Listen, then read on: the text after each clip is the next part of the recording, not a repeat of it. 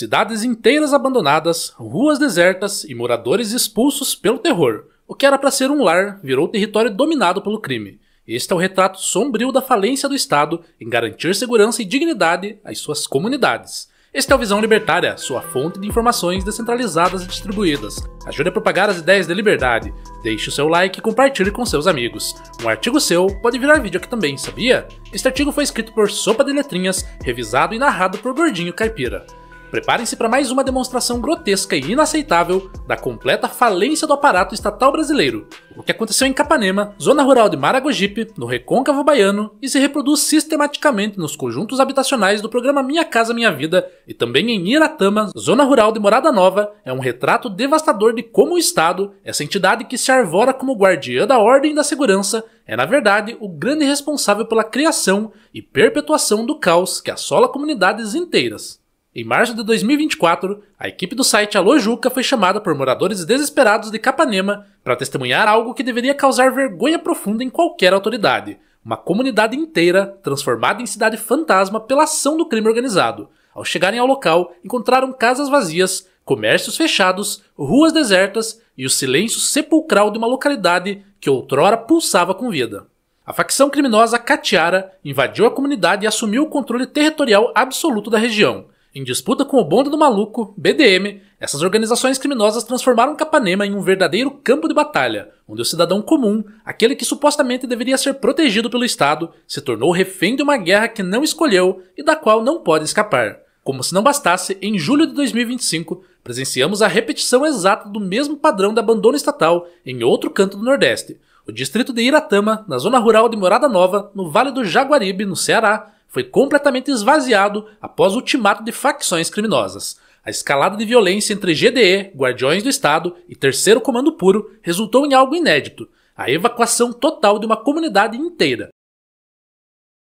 O método é sempre o mesmo: ameaças diretas, ultimatos com prazo determinado e o terror como ferramenta de controle territorial. O assassinato de Aldivan, braço direito de um líder criminoso, desencadeou uma retaliação desproporcional e coletiva contra uma população civil que não tinha absolutamente nada a ver com a guerra entre facções.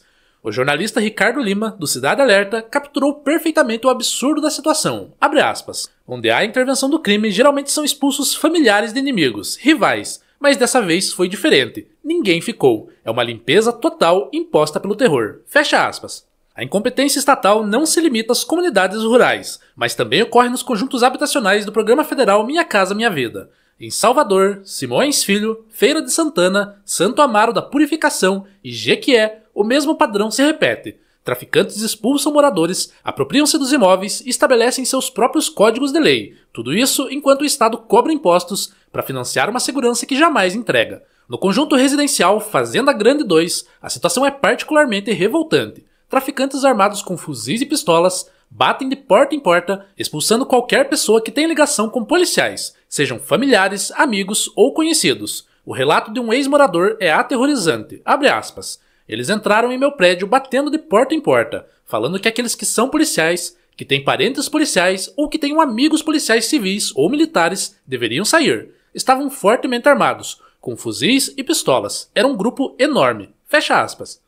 A perversidade do sistema fica ainda mais evidente quando descobrimos que os apartamentos abandonados são vendidos por valores irrisórios, 10, 15, 20 mil reais, em sites como Facebook e OLX. Esse dinheiro, obviamente, é reinvestido na compra de drogas e armas, perpetuando o próprio sistema criminoso que o Estado alega combater.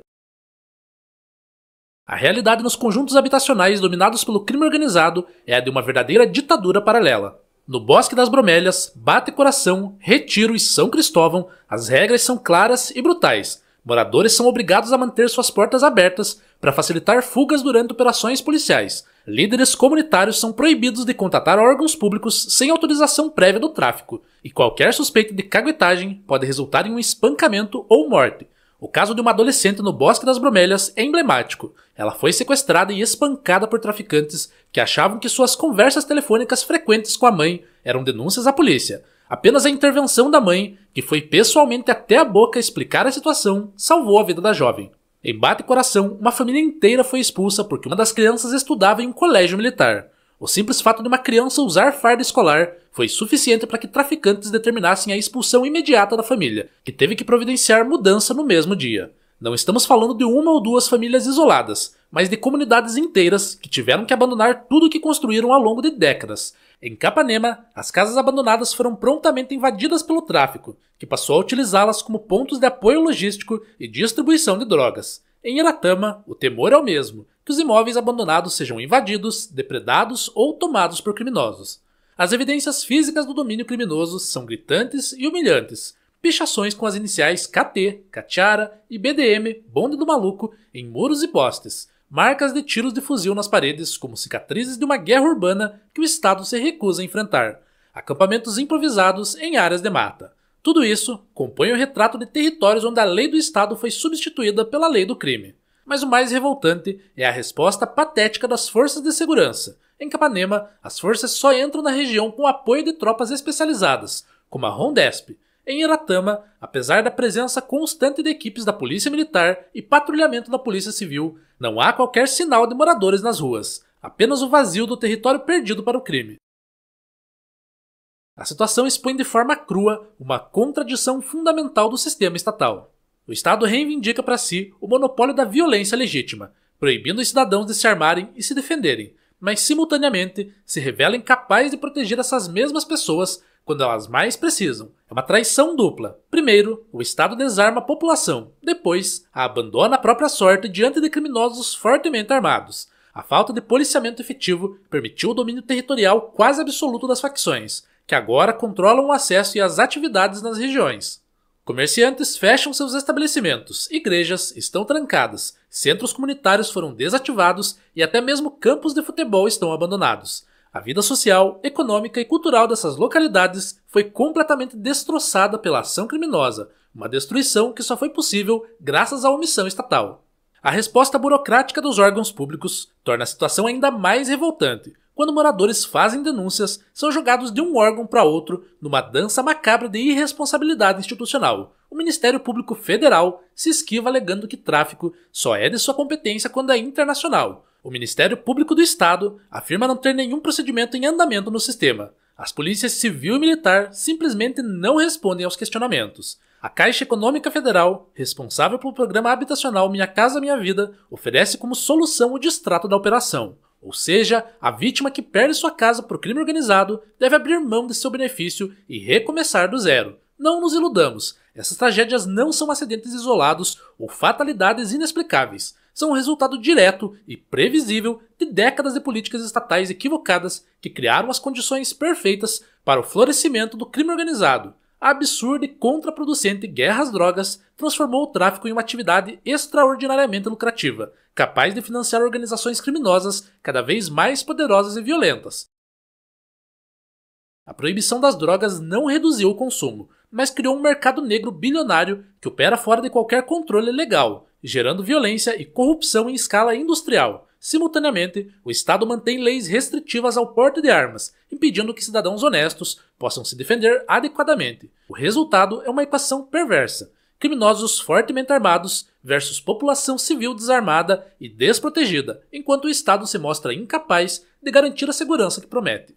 A apresentadora Isis, do Cidade Alerta, expressou com precisão o absurdo. Abre aspas. É inacreditável que o Estado ainda não tenha garantido o retorno dessas famílias. O povo tem o direito de ir e vir. Quem manda é o Estado, e não uma facção. Fecha aspas. Essa fala, ainda que representa a expectativa da sociedade em relação ao Estado, escancara a dura realidade. No território tomado pelo crime, quem de fato exerce o poder são as facções, enquanto o Estado se limita a patrulhar ruas vazias como um fantasma de sua própria incompetência. Diante desse cenário desolador, a resposta estatista tradicional será previsível e ineficaz. Mais recursos para a polícia, mais leis penais, mais operações espetaculosas que produzem manchetes temporárias, mas não resolvem o problema estrutural. A perspectiva libertária oferece soluções mais eficazes. Em primeiro lugar, é fundamental reconhecer que a proibição das drogas é a principal fonte de financiamento do crime organizado.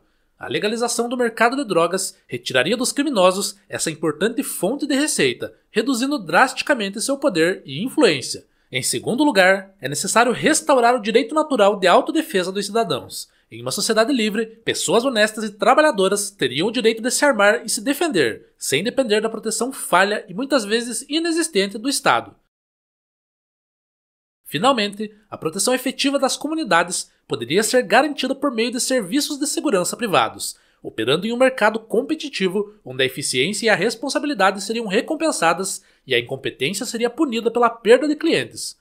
O abandono de Capanema, a expulsão de Iratama e a tomada dos conjuntos habitacionais são mais do que tragédias locais, são símbolos da falência de todo um sistema baseado na concentração do poder nas mãos de uma burocracia estatal ineficiente e irresponsável. Esses casos deveriam ser um alerta final para todos os brasileiros. Não podemos continuar dependendo de um Estado que demonstra repetidamente sua incompetência em proteger os direitos mais básicos dos cidadãos. É hora de buscar alternativas que coloquem a liberdade e a responsabilidade individual no centro da organização social. Enquanto isso não acontecer, comunidades continuarão sendo entregues ao crime organizado, beneficiários do Minha Casa Minha Vida continuarão sendo expulsos de suas próprias casas, e o Estado continuará cobrando impostos para financiar sua própria incompetência. A lição é clara: onde o Estado falha, o crime organizado triunfa, e quem paga o preço são sempre os cidadãos honestos e trabalhadores que merecem muito mais do que o abandono e a incompetência que lhes são oferecidos. O sonho da casa própria não pode se transformar no pesadelo da expulsão e do terror. É hora de despertar para a realidade. O Estado não é a solução, é o problema. Obrigado pela audiência. Este é um canal colaborativo. Participe você também. Cadastre-se agora mesmo em nosso site visãolibertaria.com e envie os seus artigos por lá. Os colaboradores recebem recompensas em Bitcoin. Inscreva-se no canal e clique no botão da campainha para ser avisado de novos vídeos. Até a próxima!